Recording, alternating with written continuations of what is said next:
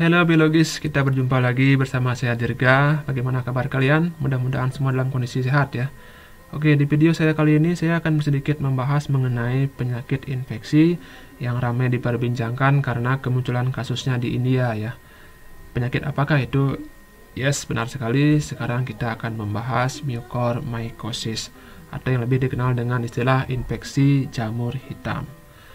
Oke, kita akan mengawalinya dari mengetahui apa sih itu mucormycosis ya. Seperti yang sudah saya kutip dari CDC, mucormycosis atau nama lainnya adalah zygomycosis adalah infeksi jamur yang serius, tetapi untungnya jarang terjadi, yang disebabkan oleh sekelompok jamur yang disebut mucormycetes. Oke, next. Penyebab dari mucormycosis secara umum sudah kita ketahui adalah jamur ya. Tapi apesnya tidak hanya satu jenis jamur, tidak hanya satu kelompok jenis jamur ya, melainkan ada 7 di sini yang sudah dirangkum seperti yang sudah saya kutip juga dari CDC, yaitu diawali dari Rhizopus species, Mucor species, Rhizomucor species, sampai ke yang terakhir itu adalah Absidia species. Ya, banyak sekali kelompok-kelompok jenis-jenis jamur yang mampu menyebabkan penyakit mucormycosis ini ya. Oke, next. Kita akan membahas sekarang bagaimana sih caranya kita kok bisa terkena mucormycosis ini ya.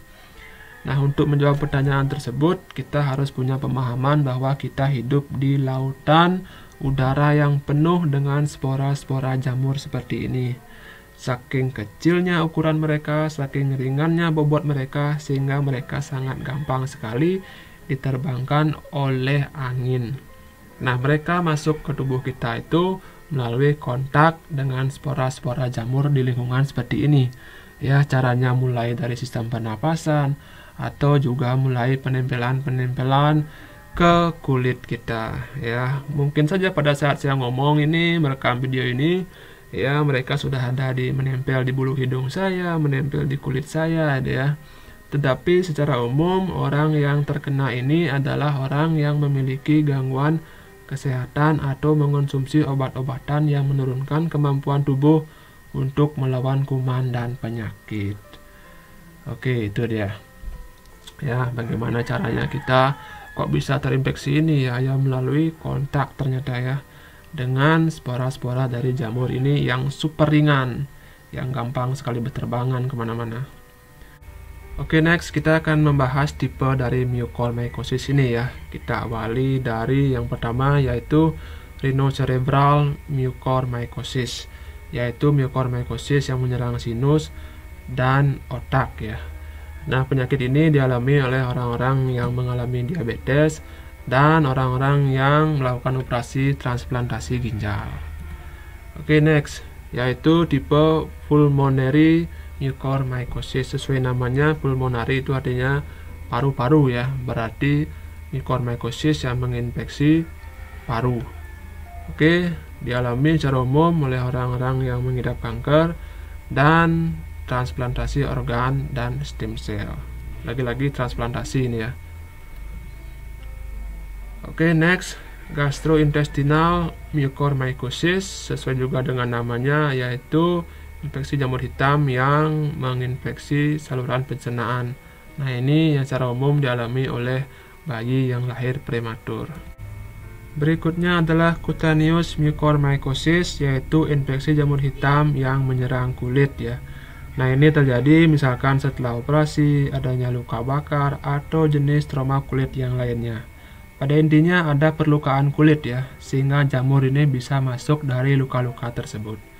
Dan yang terakhir adalah tipe disseminated mucormycosis, yaitu infeksi jamur hitam yang terjadi ketika infeksi ini menyebar melalui aliran darah. Ya, yang pada umumnya itu mereka menginfeksi otak ya. Jadi mereka ini ternyata bisa juga menyebar ke bagian tubuh yang lain melalui aliran darah kita ya. Dan sekarang kita akan melihat wujud jamurnya ya. Tadi memang sudah saya sedikit sisipkan di insert gambar kecil. Sekarang kita berbesar. Ini dia wujudnya. Secara umum wujudnya seperti ini.